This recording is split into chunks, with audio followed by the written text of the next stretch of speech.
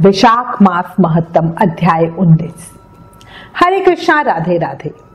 वैशाख मास महत्तम के अध्याय 18 में श्री शुद्धदेव जी मिथिलापति के राजा को राजा कीर्तिमान की कथा सुना रहे थे, जिसमें भगवान विष्णु यमराज को वैशाख मास में भाग देते हैं। अब आज इस अध्याय में भागवत कथा के श्रवण और कीर्तन का महत्व जानेंगे। शुरू करते हैं।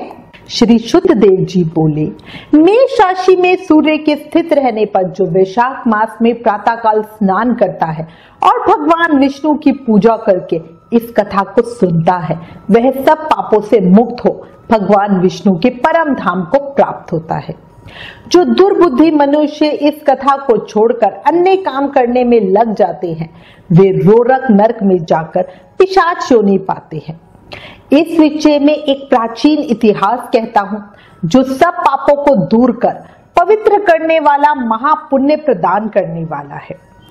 प्राचीन काल में गोदावरी के तट पर शुभ ब्रह्मेश्वर क्षेत्र में महर्षि दुर्वासा के 2 शिष्य रहते थे, जो परमहंस, ब्रह्मनिष्ठ, उपनिषद विद्या में परिनिष्ठ और इच्छा रहित थे।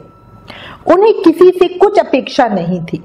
भिक्षा मांगकर जो कुछ मिलता उसी को खाकर पर्वत की गुफा में रहते थे।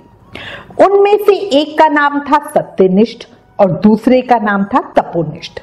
वे इन्हीं नामों से तीनों लोकों में विख्यात थे। सत्यनिष्ठ सदा भगवान विष्णु की कथा में तत्पर रहते थे।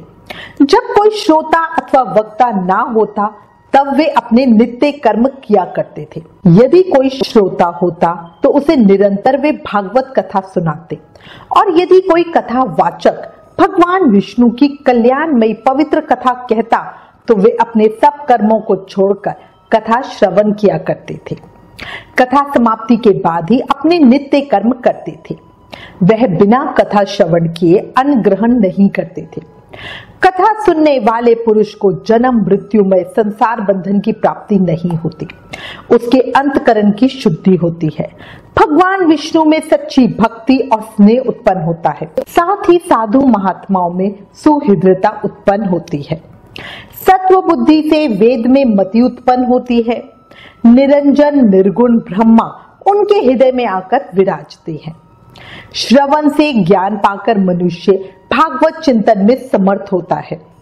श्रवण, ध्यान और मनन, यह वेदों में अनेक प्रकार से बताया गया है। परंतु जहां साधु महात्मा ना हो, तुलसी ना हो, विष्णु जी का मंदिर ना हो, जहां पर भगवान विष्णु की कथा ना होती हो, वह स्थान साक्षात गंगा जी का किनारा भी हो, तो भी उसे त्याग देना चाहिए। वहां का मरा हुआ प्राणी 100 जन्म तक कुकर योनि पाता है। ऐसा विचार करके वह मुनिवर सत्यनिष्ठ सदा भगवान विष्णु की भक्ति और कथा में तत्पर रहते थे। मगर ऋषि दुर्वासा के दूसरे शिष्य तपोनिष्ठ जो थे, वो ना तो जिह्वा से भगवान विष्णु की कथा कहते थे, ना कानों से सुनते थे। तीर्थ स्थान करने जाते तो वहां पर होती हुई कथा भी तप में विघ्न ना पड़ जाए, इस डर से छोड़ देते थे। उस दुरात्मा ने दुर्बुद्धि से ऐसे ही बहुत समय बिता अपना शरीर छोड़ दिया।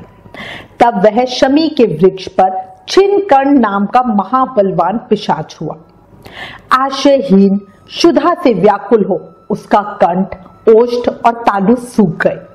ऐसे ही अत्यंत दुखी हो अपने किए हुए कर्मों के ऊपर विचार करता हुआ वह उन्मत्त की तरह इधर उधर घूमता हुआ भटकता रहा। इस प्रकार 10 सहस्त्र वर्ष बीत गए। उसे अपना कोई रक्षक दिखाई नहीं देता था। इस प्रकार वह उस सुनसान वन में भटकता रहा। एक समय दैवयोग से सत्यनिष्ठ उस वन में आए। वहां मार्ग में उसने क्षुधा से अत्यंत पीड़ित और दुखी पिशाच को देखा। उसे देखकर सत्यनिष्ठ कहने लगे, डर मत, तू कौन है, तेरी ये दशा कैसे हुई, तू मुझे सब बता। अब से आगे तुझे कोई दुख नहीं होने दूंगा। सत्यनिष्ठ के ऐसे आश्वासन देने पर वो पिशाच अत्यंत व्याकुल हो कहने लगा, हे प्रभु, मैं दुर्वासा मुनि का शिष्य तपोनिष्ठ हूँ। मैं ब्रह्मेश्वर क्षेत्र का निवासी हूँ। कर्मों के लोप हो जाने के भय से अपनी दुर्बुद्धि के कारण महात्माओं द्वारा कही हुई विष्णु कथा का आदर नहीं किया। उसी कर्म के घोर परिणाम से मेरी मृत्यु हुई और मैं छिन्नकर्ण नामक पिशाचपन दुख से अत्यंत व्याकुल हो रहा हूँ। आज मेरा भाग्य फिर गया। मेरे ऊपर सब देवता, गुरु तथा साधु संतुष्ट है। भगवान श्री हरि मेरे ऊपर प्रसन्न है जो आपके दर्शन हुए। इस प्रकार छिन्नकर्ण त्राही त्राही करता हुआ उनके चरणों पर गिर पड़ा। तब महायशस्वी सत्यनिष्ठ ने उसे दोनों हाथों से उठाकर अपने सुकृत का पुण्य और विशाख महत्तम को क्षण भर सुनने का फल दिया, जिससे उसके पाप तत्काल दूर हो गए और वह पिशाच की योनि छोड़ दिव्य देह धारण कर सत्यनिष्ठ की परिक्रमा व प्रणाम कर दिव्य विमान में बैठ विष्णु लोक को गया।